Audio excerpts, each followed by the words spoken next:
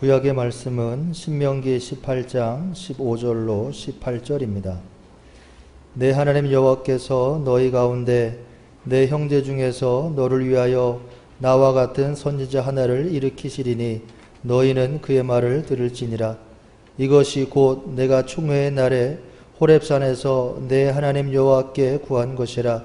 곧 내가 말하기를 내가 다시는 내 하나님 여호와의 음성을 듣지 않게 하시고 다시는 이 큰 불을 보지 않게 하소서. 두렵건대 내가 죽을까 하나이다 하매 여호와께서 내게 이르시되 그들의 말이 옳도다. 내가 그들의 형제 중에서 너와 같은 선지자 하나를 그들을 위하여 일으키고 내 말을 그 입에 두리니 내가 그에게 명령하는 것을 그가 무리에게 다 말하리라. 아멘. 서신서의 말씀은 고린도전서 8장 6절로 7절입니다. 그러나 우리에게는 한 하나님 곧 아버지가 계시니 만물이 그에게서 났고 우리도 그를 위하여 있고 또한 한 주 예수 그리스도께서 계시니 만물이 그로 말미암고 우리도 그로 말미암아 있느니라. 그러나 이 지식은 모든 사람에게 있는 것은 아니므로 어떤 이들은 지금까지 우상에 대한 습관이 있어 우상의 제물로 알고 먹는 고로 그들의 양심이 약하여지고 더러워지느니라. 아멘. 복음서의 말씀은 마가복음 1장 21절로 28절입니다. 그들이 가버나움에 들어가니라. 예수께서 곧 안식일에 회당에 들어가 가르치심에 무사람이 그의 교훈에 놀라니 이는 그가 가르치시는 것이 권위 있는 자와 같고 서기관들과 같지 아니하밀러라. 마침 그들의 회당에 더러운 귀신 들린 사람이 있어 소리질러 이르되 나사렛 예수여 우리가 당신과 무슨 상관이 있나이까? 우리를 멸하러 왔나이까? 나는 당신이 누구인 줄 아노니 하나님의 거룩한 자니이다. 예수께서 꾸짖어 이르시되 잠잠하고 그 사람에게서 나오라 하시니 더러운 귀신이 그 사람에게 경련을 일으키고 큰 소리를 지르며 나오는지라. 다 놀라 서로 물어 이르되 이는 어찌미냐? 권위 있는 새 교훈이로다. 더러운 귀신들에게 명한즉 순종하는도다 하더라. 예수의 소문이 곧 온 갈릴리 사방에 퍼지더라. 아멘. 주님의 말씀입니다. 오늘 이 설교의 제목이 그리스도인의 말입니다. 기독교인들만큼 말씀이라는 단어를 중요하게 여기는 집단도 없을 겁니다. 왜 그렇습니까? 말씀에서 하나님을 보고 또 말씀을 통해서 하나님의 음성을 듣기 때문에 그렇습니다. 사실 말은 사람에게 있어서도 굉장히 중요한 요소죠. 우리가 한 인간으로 산다는 것은 자기를 표현함으로써 관계를 맺고 영향을 주고받기 때문에 그렇습니다. 사람이 자기를 표현하는 가장 주된 방식이 말이에요. 언어. 말을 통해서 서로 이해하고 말을 통해서 의견도 나누고 말을 통해서 위로도 하고 때로는 말 때문에 상처도 받고 그렇습니다. 말은 존재의 표현입니다. 사람과 말이 따로 존재하지를 않아요. 그런 면에서 정말 인간은 하나님의 형상을 닮았다라고 말할 수 있겠습니다. 말에는 창조의 힘이 있습니다. 하나님께서 말씀하시니까 우주가 시작이 됐어요. 하나님께서는 말씀과 창조가 동일한 일이었습니다. 그래서 하나님은 말씀하시는 하나님, 이렇게 우리가 고백을 하는 거죠. 하나님은 말씀을 통해서 당신을 드러내시고 말씀을 통해서 당신의 생각을 전달하시는데 구약 성경에서는 선지자들을 통해서 말하게 하셨고 신약 성경에서는 그 말씀에 육신을 입혀서 보내셨습니다. 말씀이 육신이 되어 오신 예수님. 그래서 그분의 언어는 그냥 말씀 자체이고 하나님이신 거예요. 우리가 오늘 성서 일과를 통해서 보는 것이 그런 겁니다. 오늘 구약 성경에서 하나님은 이스라엘 중에서 모세와 같은 선지자 하나를 세워서 내 말을 그 입에 두겠다, 이렇게 말씀을 하시는데, 그 모세와 같은 선지자가 전하는 말씀에 대해서 기가 막힌 표현을 쓰세요. 내 이름으로 전하는 내 말. 선지자가 하는 말이지만 그러나 그 언어는 내 입으로 전하는 내 말이다. 아마 구약시대 말기의 사람들은 세례 요한이 회개하라, 천국에 가까웠느니라, 이렇게 광야에서 외칠 때 모세가 했던 그 말을 떠올렸을지도 모르겠어요. 아, 하나님의 말씀이 저 사람 입을 통해서 전해오는구나. 그런데 모세의 예언은 궁극적으로는 예수 그리스도에 관한 예언입니다. 말씀이 육신이 되어 오셔서 하나님의 존재를 드러내시고 하나님의 뜻을 이루실 그분. 그렇기 때문에 오늘 복음서에서 예수님께서 말씀하셨을 때 사람들은 이는 어찌미냐, 권위 있는 새 교훈이로다, 그러면서 놀랄 수밖에 없었습니다. 그런 측면에서 오늘 신명기가 전해주는 구약의 말씀과 마가가 전해주는 복음서의 말씀은 잘 연결이 되고 있습니다. 오늘 말씀을 좀 더 심층적으로 보겠습니다. 구약의 말씀, 신명기 18장 15절 보십시오. 네 하나님 여호와께서 너희 가운데 네 형제 중에서 너를 위하여 나와 같은 선지자 하나를 일으키시리니 너희는 그의 말을 들을지니라. 지금 이 말은 모세의 말이에요.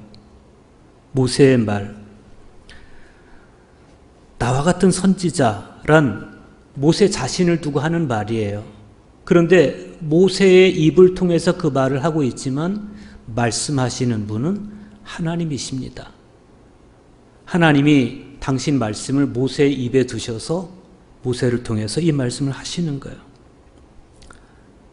하나님께서는 장차 이스라엘 백성들을 위해서 지금까지 모세가 감당해온 일을 감당할 선지자 하나를 일으켜서 그 일을 감당하게 하시겠다, 이렇게 선언을 하는 거예요. 1차적으로 이 말씀은 선지자 제도에 관한 약속입니다. 앞으로 선지자 제도를 만들어서 그들을 통해서 내 이름으로 하는 말을 그 입에 두어서 말하게 하겠다는 것이죠. 그렇지만 이 말씀은 궁극적으로는 메시아에 관한 약속의 예언입니다. 마치 모세가 이스라엘의 선지자요, 제사장이요, 왕이었던 것처럼 온 인류의 유일한 대제사장이시고 영원한 왕이시고 참 선지자이신 예수 그리스도가 이스라엘 혈통 중에서 나시겠다, 그런 말씀입니다. 그러면 그분이 하실 일은 뭐예요? 18절과 19절을 보십시오. 내가 그들의 형제 중에서 너와 같은 선지자 하나를 그들을 위하여 일으키고 내 말을 그 입에 두리니 내가 그에게 명령하는 것을 그가 무리에게 다 말하리라. 누구든지 내 이름으로 전하는 내 말을 듣지 아니하는 자는 내게 벌을 받을 것이요. 하나님께서 이스라엘 동족 가운데서 모세와 같은 선지자 하나를 일으키시고 당신 말씀을 그 입에 담아주실 것인데, 만약 그가 하나님의 이름으로 전하는 그 선지자의 입에 담아서 주시는 그 말씀을 듣지 않는 사람은 벌을 주겠다는 거예요. 앞에서 말씀드렸듯이 이 말씀은 1차적으로는 선지자 제도에 관한 말씀입니다. 모세가 죽은 이후에도 이스라엘 백성 중에서 모세와 같은 선지자를 일으키시겠다는 거예요. 그렇지만 이 말씀은 궁극적으로는 메시아에 관한 예언입니다. 이 말씀이 정말 중요한 이유는 거기에 있어요. 신약시대 초기에 정신적으로 불안정하고 무질서하던 그때를 생각해 볼 때 이런 선지자에 대한 기다림이 얼마나 간절했을지 우리가 짐작할 수 있습니다. 세례 요한이 선지자의 사명을 받은 것도 이스라엘의 그런 간절한 기다림과 긴밀하게 연결이 되어 있어요. 그래서 당시의 사람들은 세례 요한이 회개하라, 천국이 가까웠느니라 이렇게 외칠 때 오늘 신명기에서 모세가 했던 말을 떠올렸을지도 모르겠어요. 내 말을 그 입에 담아서 하겠다 하더니 저 사람인가? 저 사람이 맞나 봐. 그래서 사람들이 요한에게 가서 당신이 그 사람입니까? 이렇게 물어보는 거예요. 모세가 예언했던 그 사람이 당신입니까? 지금 하나님이 당신 말을 당신 입에 담아서 하시는 겁니까? 이렇게 물어보는 거죠. 그렇지만 궁극적으로 이 말씀은 예수 그리스도에 관한 말씀이에요. 오늘 복음서의 말씀을 보면 그 사실을 더 분명하게 알 수가 있습니다. 마가복음 1장 21절과 22절 보십시오. 그들이 가버나움에 들어가니라. 예수께서 곧 안식일에 회당에 들어가 가르치시매 뭇 사람이 그의 교훈에 놀라니 이는 그가 가르치는 것이 권위 있는 자와 같고 서기관들과 같지 아니하밀러라. 마가는 자신의 복음서 안에서 예수께서 가르치셨다. 이 말씀을 굉장히 강조해요. 마가복음 안에는 디다스코, 가르치다. 이 말씀이 17번 나옵니다. 그리고 예수님을 가르치는 선생으로 표현한 디다스칼로스라는 단어가 11번이나 나오고 있어요. 무슨 이야기입니까? 마가가 봤을 때 예수님은 디다스칼로스, 가르치는 분이었다. 그런 거예요. 그래서 예수님께서 가르치셨듯이 이 가르침은 초대교회에서 굉장히 중요한 사역 중에 하나였습니다. 그런데 마가가 하는 말이 뭐예요? 예수님의 이 가르침이 권위 있는 자와 같고 서기관들과 같지 않았다는 거예요. 당시 서기관들은 구약 성경의 전문가들이었습니다. 그들은 구약 성경의 전문가가 되도록 임명을 받은 사람들이고 공교회로부터 임명을 받은 사람들이고 학자였어요. 구약 학자였어요. 그런데 예수님은 정식 임명을 안 받았어요. 그럼에도 불구하고 사람들이 놀란 이유는 뭡니까? 예수님이 가르치시는데 정식으로 직제를 받지 않은 그분의 가르침이 당시 권위가 있고 또 전문가이고 공교회로부터 정식으로 임명을 받은 서기관들과 다르게 권위로 가득 차 있었다. 얼마만큼 권위가 있었느냐? 마틴 루터의 표현대로 하면 볼마스트, 모든 것을 압도할 만큼 권위가 있었다는 거예요. 모든 것을 압도할 만큼 권위가 있었다.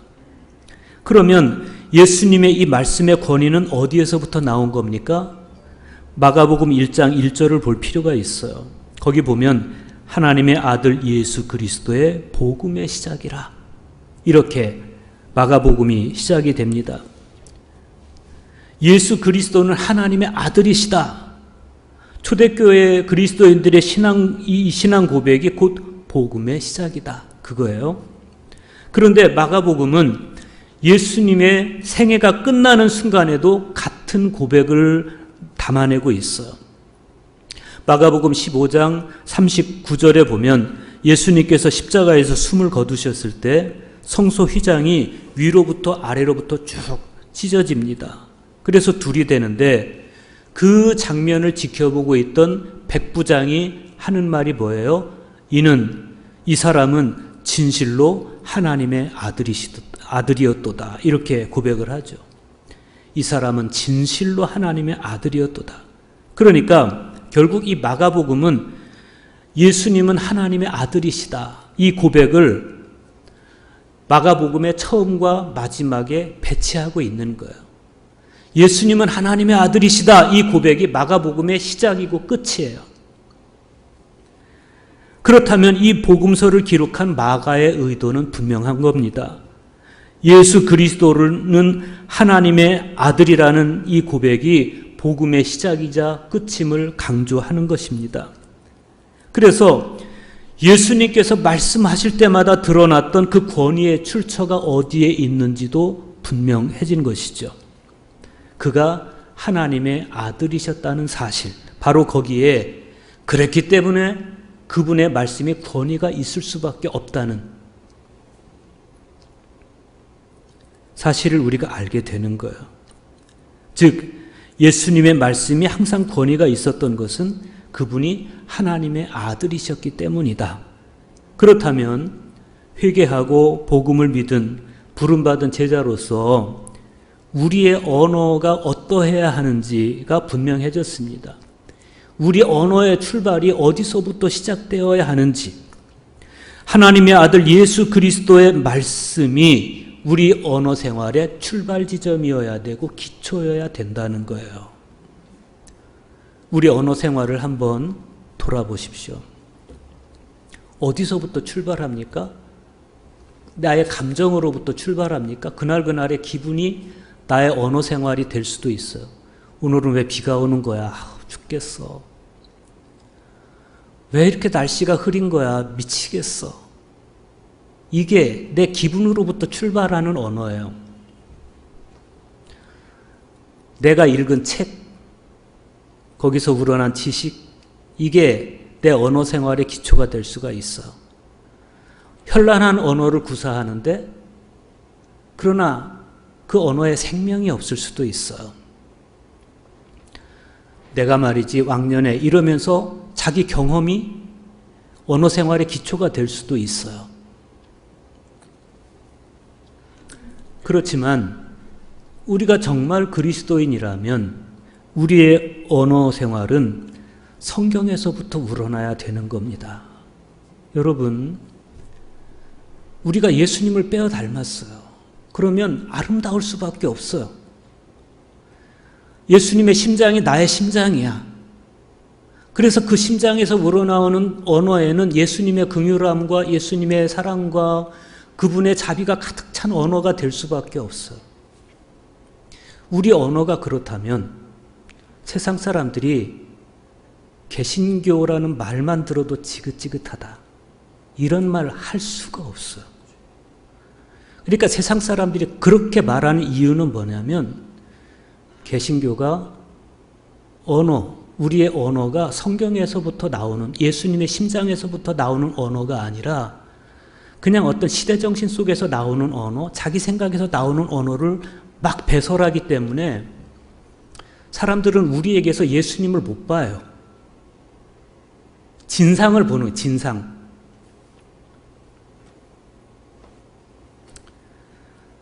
우리가 성경에 내 언어를 둔다는 건 성경의 단어를 나의 언어로 둔다는 게 아니에요. 예수님의 지향을 알아서 그 지향이 나의 언어가 되는 거예요. 어떤 하나의 그럴듯한 표현을 하는 게 아니에요. 주님의 말씀을 읽고 묵상하다가 형성된 나의 영성에서부터 우러나오는 언어가 그게 성경에 뿌리를 둔 언어입니다. 그런데 예수님의 권위는 비단 말씀에서만 나타난 게 아니었어요. 오늘 말씀을 보면 당시 회당에 있던 더러운 귀신 들린 사람에게서 귀신을 쫓아내는 과정에서도 예수님의 권위가 여지없이 드러나요. 23절 보세요. 마침 그들의 회당에 더러운 귀신 들린 사람이 있어 소리질러 이르되 그랬어요. 마가는 더러운 귀신이라고 했지만 사실은 푸뉴마, 더러운 영이에요. 더러운 영. 이 더러운 영이 영의 정체를 알 필요가 있어요. 더러운 영이 그 사람 속에 들어가니까 막 미친 듯이 말하기 시작하는데 이 더러운 영의 아비는 누구냐면 사탄이에요. 그 사탄은 처음에는 어떤 존재였냐면 하나님이 지으시고 총애하셨던 천사장이었습니다. 이사야 14장 21절에 보면 하나님의 아들 계명성이라고 표현을 했어요. 이 존재, 이 천사장은 본디 거룩했고 완전했고 지혜롭고 아름답고 풍요로운 존재였습니다. 그런데 그렇게 아름답고 풍요하고 그러던 존재가 자신의 지위가 올라가고 위치가 올라가고 이러다 보니까 어느 순간부터 그것이 하나님께로부터 왔다는 사실을 망각하기 시작했습니다. 그래서 하나님의 은총이요 하나님의 은혜로 자기가 이렇게 거룩한 존재가 되었다는 사실을 망각한 사탄은 어느 순간부터 하나님을 시기하고 질투하기 시작했고 하나님을 넘어서려는 망상에 사로잡히기 시작해요. 그래서 이사야 14장 13절과 14절에 보면 이 천사장이 그런 독백을 해요. 내가 하늘에 올라 하나님의 뭇별 위에 내 자리를 높이리라. 내가 북극 지폐의 산 위에 앉으리라. 가장 높은 구름에 올라가 지극히 높은 자와 같아지리라. 에덴 동산에서 아담과 하와를 유혹했던 말씀을 생각해 보세요. 그 선악과를 먹으면 네 눈이 밝아져서 하나님처럼 높아질 수 있어. 이건 뭐냐면 사탄이 가졌던 자기 바람. 그걸 사람을 통해서 이루려고 했던. 예수님을 유혹할 때 성전 높은 곳에 올라가. 뛰어내리라고. 나에게 한 번만 절하면 이 도시 국가를 너에게 주겠다고. 이게 사탄이 천사장이 자기 마음 교만해졌을 때 자기 마음에 가졌던 욕망이에요. 그걸 자꾸 사람들을 통해서 투사시키려는. 내가 하늘에 올라 하나님의 뭇별 위에 내 자리를 높이리라. 이 사탄의 망상 어린 독백을 읽으면서 우리는 섬뜩함을 느끼게 됩니다. 부패된 그의 본성은 가장 신성하고 가장 고결했던 만큼, 그가 부패하기 이전에 그렇게 신성하고 고결했던 만큼 부패한 이후에 너무 추하고 너무 독하고 너무 더럽고 너무 악질적이 됐습니다. 그가 하는 짓은 한결같이 그때부터 하나님을 대항하는 일이었고 자신에게 부여된 능력을 악용해서 하나님의 창조 세계를 파괴하고 사람을 죽음으로 이끌어들이는 일에 몰두했습니다. 그 사탄의 일에 쓰임받은 존재가 바로 오늘 복음서에 언급되고 있는 더러운 영, 귀신이에요. 그들은 먼저 사람의 내적 기능인 상상과 관념 그리고 감성과 지성에 개입해서 강력한 영향을 미치기 시작합니다. 그 사람을 지배하기 시작합니다. 그 결과로 사람들은 의심하기 시작하고 분노하기 시작하고 그때부터 성내고 미워하는 감정에 사로잡혀서 점차 자기도 모르는 사이에 파멸로 이끌리고 마는 거예요. 그렇다면 지금 오늘 이 복음서의 이야기에 등장하는 더러운 귀신 들린 사람은 2000년 전에 그 시대에 있었던 어떤 한 사람 이야기가 아니고 어쩌면 당시 대부분 사람들의 실상이었을 수도 있고 그리고 오늘 저와 여러분의 실상일 수도 있어요. 우리는 두 가지를 선택해야 돼요. 예수님 앞에서 나의 그런 실상을 인정하고 예수님의 말씀을 나의 내면으로 받아들이거나 아니면 예수님 앞에서 아닌 것처럼 내 내면을 감추고 예수님 말씀을 받아들이지 않거나 오늘 이어지는 말씀을 자세히 보면 내가 보여요. 더러운 영에 사로잡힌 사람이 예수님께 이렇게 외쳐요. 24절 보세요. 나사렛 예수여, 우리가 당신과 무슨 상관이 있나이까? 우리를 멸하러 왔나이까? 나는 당신이 누구인지 아노니 하나님의 거룩한 자니이다. 이 더러운 영은 주님의 권위 있는 말씀에 대해서 불편한 거예요. 불편한 심기를 드러내고 있습니다. 당신은 거룩한 자입니다. 이렇게 말하면서도 우리가 당신과 무슨 상관이 있나이까? 이렇게 말해요. 이 말은 뭐냐면 나는 당신과 상관없고 싶습니다. 나는 당신과 상관없는 존재가 되고 싶습니다. 이런 뜻입니다. 여러분 기억하시기 바랍니다. 말씀을 듣는 사람은 어떤 방향으로든지 그 사람의 영이 반응하게 돼 있습니다.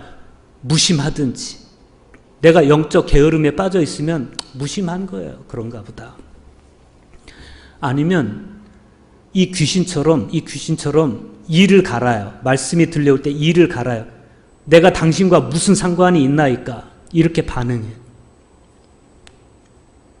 아니면 그 말씀이 내 심장을 찔러요. 아프지만 그 아픔 때문에 회개하고 그 아픔 때문에 변화되죠. 만약 우리가 더러운 영의 지배를 받고 있다면 하나님의 말씀이 불편할 거예요. 나에게. 불편할 거예요. 불편하면 오늘 본문에 나오는 이 사람처럼 반응하게 돼요. 당신과 내가 무슨 상관이 있나이까? 왜 내 일에 끼어드십니까? 왜 내 일에 끼어드십니까? 우리는 좀 상관없으면 안 될까요? 우리 마음이 그러면 주님은 이렇게 말씀하세요. 잠잠하고 그 사람에게서 나와라.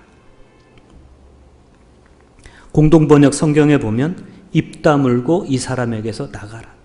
우리 안에 자꾸 악한 영이 있으면 주님은 우리에게 그렇게 말씀하시는 거예요. 입 다물고 그 사람에게서 나가라. 왜 주님은 이 더러운 영에게 입을 다물게 하십니까? 그 입의 말이 진실하지 않기 때문에 그래요. 괜찮아. 그거 먹으면 하나님처럼 높아질 수 있어. 진실이 없어요. 네가 정말 하나님의 아들이야? 돌들로 떡덩이가 되게 하라. 진실하지 않아요. 이게 사탄의 언어예요. 그래서 입 다물어라. 그 사람에게서 나가라. 이렇게 말씀하는 거예요. 이 사람은 한편으로는 나는 주님을 안다고 말해. 난 당신을 압니다. 당신은 하나님의 아들이십니다. 알면 따라가야지. 그런데 나는 당신과 아무 상관없고 싶습니다. 이거예요. 자기를 주님께 내어드리지 않아요. 오히려 우리를 멸하러 왔나이까? 이러면서 불편해하고 왜 우리를 간섭합니까? 이렇게 불편해해요. 여러분 주님의 말씀이 불편하지 않기를 바랍니다. 왜 이렇게 말하냐면 이미 이 존재는 자기 왕국을 건설해 놨어요. 내 왕국을 건설해 놨어요. 자아가 강하면 그렇게 돼요. 그래서 주님의 말씀이 불편한 거예요. 교회 와서 신앙생활하고 사람들은 나를 보고 좋은 예배자라고 하지만 어느 순간부터 자꾸 주님의 말씀이 덜커덕거리고 걸려요. 불편한 거죠. 그래서 마침내 이 더러운 귀신은 예수님이 나가라고 하니까 이 사람으로 하여금 경련을 일으키게 하고 괴성을 지르면서 쫓겨나가요. 그러자 사람들이 하는 말이 이는 어찌미냐 권위 있는 새 교훈이로다. 더러운 귀신에게 명한즉 순종하는도다. 이렇게 반응을 합니다. 실로 예수님의 말씀은 진부하고 장황했던 당시의 엘리트들, 이 랍비들과는 판이하게 새로웠고 판이하게 신선했습니다. 특별히 여기서 그들이 말한 권위는 새 교훈이로다 할 때 이 새 교훈은 그냥 시간이 지나서 유행이 다르네, 어제와 다르네 이런 이야기가 아니라 질적으로 새롭다는 거예요. 지금까지 들려왔던 말씀과 전혀 질적으로 새로운 말씀이네 이런 뜻이죠. 어떤 사람들이 변화합니까? 주님의 말씀이 매일매일 아침마다 매일 매순간 그렇게 내 심장을 두드리는 사람이 변해요. 여러분, 우리는 신앙의 자세를 분명하게 해야 됩니다. 주님의 말씀의 권위를 알긴 알지만 그 권위, 그 말씀의 새로움이 불편해. 이런 내가 아니라 주님의 말씀과 그 새 교훈에 끊임없이 나의 현실을 직면시키고 그 말씀을 통해서 변화되는 내가 진짜 그리스도인입니다. 우리가 진정한 그리스도인이려면 회개하고 복음을 믿을 뿐만 아니라 하나님의 말씀이 늘 우리 입에 있게 해야 되고 그 말씀에 순종하는 삶을, 순명하는 삶을 살아가야 돼요. 우리가 그렇게 살면 누가 우리를 보면서 개신교인이라면 지긋지긋하다고 말하겠어요. 주님의 심정이 나의 심정이 되어서 이웃의 고통이 내 고통이고 저들이 처한 현실이 안타깝고 그래서 주님의 심정으로 그들을 위로하게 되고 내 행동이 그들을 위로할 때 누가 그런 교회를 보면서 교회라면 지긋지긋하다고 감히 말을 하겠어요. 그렇게 안 하는 거예요. 근데 사람들이 우리를 보면서 교회라면 지긋지긋하다고 말하는 이유는 뭐냐면 그 사람들이 무례해서가 아니고 우리 언어가 예수님의 심정에서 나오지 않는 거예요. 주님의 말씀이 내 언어가 되질 않고 있는 겁니다. 우리 잘못입니다. 회개해야 됩니다.